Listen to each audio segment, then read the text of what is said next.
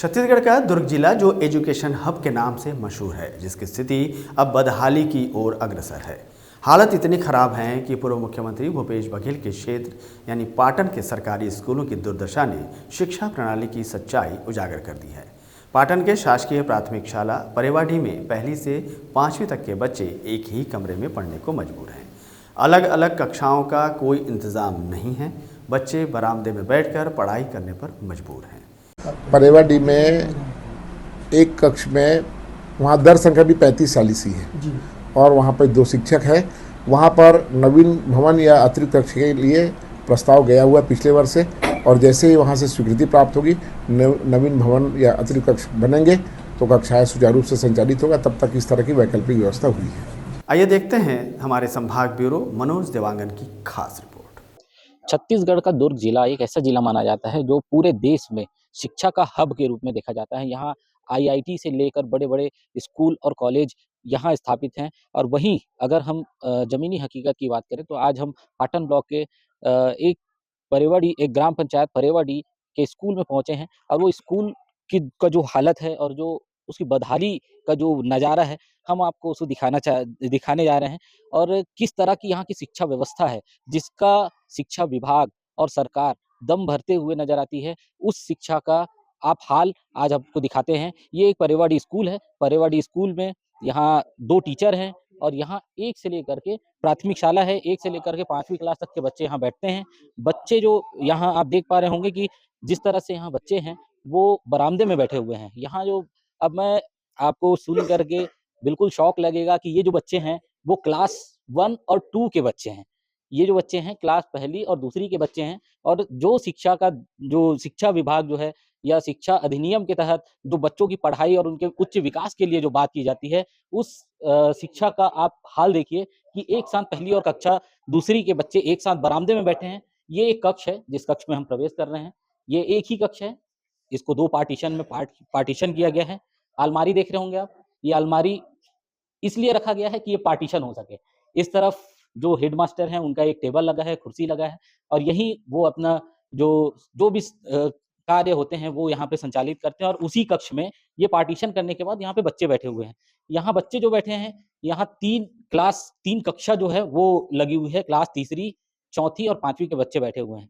ये शिक्षा का हाल है। और एक ही क्लास में बच्चे जो पढ़ रहे हैं, उसमें तीसरी, चौथी और 5वीं के बच्चे जो पढ़ रहे हैं, उसमें कितना डिस्टर्बेंस और कितना क्या कुछ होता है, आप खुद ही समझ सकते हैं। मात्र एक दीवार का आड़ है, उसमें भी ये दरवाजा खुला है। यहाँ आपको बरामदा मैंने आपको पहले ही दिखाया, उसमें क्लास 1 और 2 के बच्चे हैं। यहाँ तीसरी, चौथी और 5वीं के बच्चे हैं। ये टीचर है हमारे साथ में।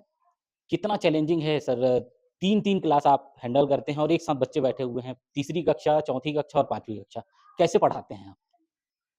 बच्चों को हमारा सबसे पहले प्रयास तो वही रहता है कि बच्चों का जो समय है, 10 से 4 बच्चे जो हैं, बच्चों के जो पालक जो हैं बड़ी उम्मीद से बच्चों को भेजते हैं, तो हम उनके समय का पूरा उपयोग कर सकें। उनको जितना समय स्कूल में रहे, हम उसको शिक्षा अध्ययन करा सकें, ऐसा हमारा प्रयास रहता है। जैसे बच्चे हैं अभी पढ़ रहे हैं, ये जैसे तीसरी की कक्षा है, जी, जी। चौथी के बच्चे 5वीं के, 3 कक्षा है यहाँ पे, सभी बच्चे बैठे हुए हैं एक साथ। तो आप जैसे तीसरी के बच्चे को पढ़ाते हैं, तो फिर चौथी के बच्चे और 5वीं के बच्चे क्या करते हैं? वो भी पढ़ते होंगे तो डिस्टर्बेंस तो होता होगा उनको? तीनों क्लास को एक साथ पढ़ाने में सिलेबस पूर्ण हो पाना तो संभव नहीं है। लेकिन हम प्रयास करते हैं कि जैसे कक्षा 5वीं के बच्चों को, जैसे अभी मैं गणित नवोदय का तैयारी करवा रहा हूँ, तो तीसरी और चौथी के बच्चों को उनके लेखन कौशल के विकास के लिए मैं हिंदी और पर्यावरण के जो पाठ है, उनको लिखने के लिए देता हूँ, जिससे बच्चे हल्ला ना करें और अपना कार्य करें। जस्ट कक्षा के बाहर पहली और दूसरी की कक्षाएँ हैं, तो कक्षा पहली और दूसरी के बच्चे जो हैं ज़ोर-ज़ोर से आवाज़ करके पढ़ाई करते हैं, ताकि उसका उनका जो भाषाई जो विकास है हो सके। जी। अभी जो ये स्तर है, अभी जो एक ही क्लास में टीचर्स भी बैठ रहे हैं और अब हेडमास्टर का भी टेबल लगा हुआ है, यहीं बच्चे पढ़ रहे हैं। बाजू में कितनी समस्याएँ हो रही हैं आप लोगों को? पिछले 2 साल से तो बहुत ही समस्या हो रही है, क्योंकि ये एक ही हमारा क्लास है और यही मतदान केंद्र है। तो जब-जब चुनाव का समय आता है, तो सारे अलमीरा को, ऑफ़िस सामान को और टेबल को खाली कराना पड़ता है, और खाली कराने के लिए हमारे पास भवन भी नहीं है। तो अब समस्याएँ बहुत हैं, अभी निकट पंचायत चुनाव है, फिर सामान को खाली कराना पड़ेगा। तो और कहाँ रखते हैं, कहाँ ले जाते हैं? पास में ही एक सामुदायिक भवन है, वहाँ भी उसका भी छत जर्जर है, पानी टपकता है, लेकिन फिर भी तात्कालिक व्यवस्था के कारण हम सारे सामान को वहीं शिफ्ट और करते हैं। बच्चे कहाँ पढ़ते हैं उस टाइम पे? वैसे चुनाव के 2 दिन बच्चों का वैसे अवकाश ही रहता है, सरकार की तरफ से चुनाव। घोषित होता है चुनाव के कारण। अभी आप देख पा रहे होंगे कि किस तरह का जो हाल है इस स्कूल का और हम कुछ बच्चे हैं जो तीसरी, चौथी, 5वीं के हैं, तो उनसे भी बातचीत करते हैं। यहाँ आपको मैं दिखा देता हूँ, यहाँ तीसरी के बच्चे कितने हैं, चौथी के और 5वीं के कितने हैं। तीसरी के बच्चे कौन-कौन हैं? हाथ उठाएँगे बेटा? और चौथी के बच्चे कौन हैं? अच्छा, 5वीं के? तो आप देख पा रहे होंगे कि सभी जो बच्चे हैं वो एक ही क्लास में बैठे हैं, तीसरी के उस लाइन में हैं, चौथी के यहाँ हैं, 5वीं के यहाँ हैं। अच्छा बेटा पढ़ाई करते हो आप लोग, क्या नाम है आपका पहले बताओ? ईशा यादव, अच्छा, कहाँ रहते हो आप? परिवटी में अच्छा, पढ़ाई करते हो बेटा कितने साल से पढ़ रहे हो आप स्कूल में? लगभग 4 साल। 4 साल से पढ़ रहे हो? हुँ, कैसा है पढ़ाई आपको अच्छा लगता है? टीचर हाँ, अच्छे हैं? हाँ, अच्छा, आगे आगे पढ़ के आप क्या बनना चाहोगे? टीचर। टीचर बनोगे? हुँ, मतलब टीचर बहुत पसंद है आपको? हुँ, अभी क्या तैयारी चल रही है आपकी? नवोदय। अच्छा बेटा एक बात बताओ जैसे तीसरी आप 5वीं में हो, हुँ, है ना? चौथी के और तीसरी के बच्चे भी हैं, है ना? तो आप पढ़ते हो तो फिर आपको डिस्टर्ब वो जैसे आपको उन लोग को पढ़ाते होंगे तो आप लोग को डिस्टर्ब नहीं होता? होता है। तो आप लोग को जैसे डिस्टर्ब होता है तो आप लोग को चाहिए कि दूसरा क्लासरूम आप लोग को अलग से मिलना चाहिए? हाँ, मिलना चाहिए ना? हाँ, ठीक।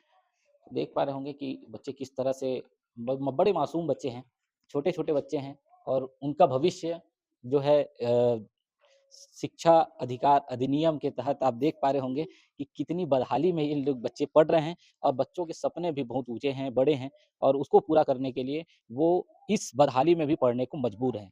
हमारे साथ में हेडमास्टर जी हैं, उनसे हम बातचीत करेंगे। अ, आप हेडमास्टर हैं, जी, जी। क्या नाम है आपका पूरा? मैं रोहित कुमार गायकवाड़, प्रधान पाठक। कब से ये स्थिति है? आपके यहाँ बच्चे ऐसे ही पढ़ते हैं हमेशा से? जी, मैं यहाँ अक्टूबर 2022 में आया हूँ और उसी समय से जो जर्जर भवन था यहाँ 2 रूम वो डिसमेंटल हुआ है। तब से वैसे ब 2022 से वैसी की वैसी है। कई बार हम शासन और प्रशासन से अतिरिक्त कमरे की माँग किए हैं, लेकिन आज तक वह पूरा नहीं हो पाया है। आपको मालूम है कि पिछले पूर्व सरकार यहाँ मुख्यमंत्री यहीं पाटन से थे, उस समय आपने माँग नहीं की? उस समय भी आवेदन दिए थे सर, लेकिन कुछ नहीं हुआ। आश्वासन तो मिला था। हमारे पूर्व जो हमारे जिला शिक्षा अधिकारी थे, अभय जायसवाल जी, वो भी मौखिक रूप से 1 रूम बनाने के आश्वासन दिए थे। उसी बीच उनका भी यहाँ से ट्रांसफ़र हो गया और आज आज तक हमारे स्कूल में कोई रूम नहीं बन पाया है। अच्छा, अभी जो नए जिला शिक्षा अधिकारी आए हैं, अरविंद अरविंद मिश्रा सर जी, जी। तो उनसे आपकी क्या बातचीत हुई है? क्या आपने उनको आवेदन दिया? अ, सर हम लोग ऐसा है आवेदन संकुल के माध्यम से कोई भी आवेदन देते हैं, पहले संकुल प्राचार्य और उसके बाद विकासखंड शिक्षा अधिकारी तक ही आवेदन हम लोग पहुँचाते हैं। अब उसके पास क्या करते हैं सर सासनिक प्रशासनिक में शायद अधिकारी लोग ही जानेंगे सर। ठीक है, बच्चों के विकास के लिए कौन-कौन से फंड आपके पास आते हैं? अभी इनके लिए क्या-क्या फंड आपको उपलब्ध कराते हैं अ, स शिक्षा स विभाग? अभी शिक्षा विभाग के से साला अनुदान के रूप में बच्चे कम हैं, तो पैसा कम ही आता है। जैसे 10,000 सालाना अनुदान आता है, 1600 एसएमसी बैठक के लिए आता है और 400 मोबिलाइजेशन के लिए तो आता है। इतने में इतने कम खर्चे में आपका काम चल जाता है?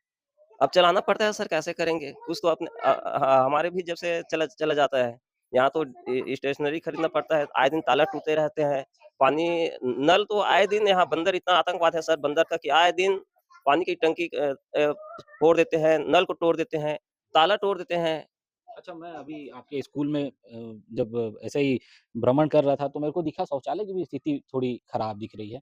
शौचालय भी बच्चों के लिए ठीक से नहीं है। ये इसके लिए आपने किसी को अवगत कराया? जी हाँ, इसको बनाएँगे करके बोले हैं सर। जैसे अभी ये बाउंड्री वॉल आप देख रहे हैं नया अभी जीर्णोद्धार किया है बाउंड्री वॉल का और किचन सेट भी जर्जर बगल में है, वो जर्जर हो चुका था। तो उसके में सेट बनाया हुआ है। तो वो आश्वासन मिला है कि जो शौचालय है वो भी बनेंगे करके। लेकिन अभी तक कोई आदेश नहीं हुआ है। ठीक है, तो ये हमारे हेडमास्टर जी थे और मुख्य उद्देश्य ये था आपको ये बताने का और दिखाने का कि बच्चे किस बदहाली में जिस शिक्षा का दम जो राज्य शासन, प्रशासन भरती है, जो केंद्र शासन भरती है, जो शिक्षा का अधिनियम है, जो बच्चे स्कूल पढ़ने के लिए अपना भविष्य सँवारने के लिए जिस स्कूल में आते हैं, उस स्कूल की स्थिति और उस स्कूल की बदहाली आप देख पा रहे होंगे और मैंने वही दिखाने का प्रयास किया है। लगातार बने रहिए रफ्तार मीडिया के साथ। मैं मनोज देवांगन, दुर्ग।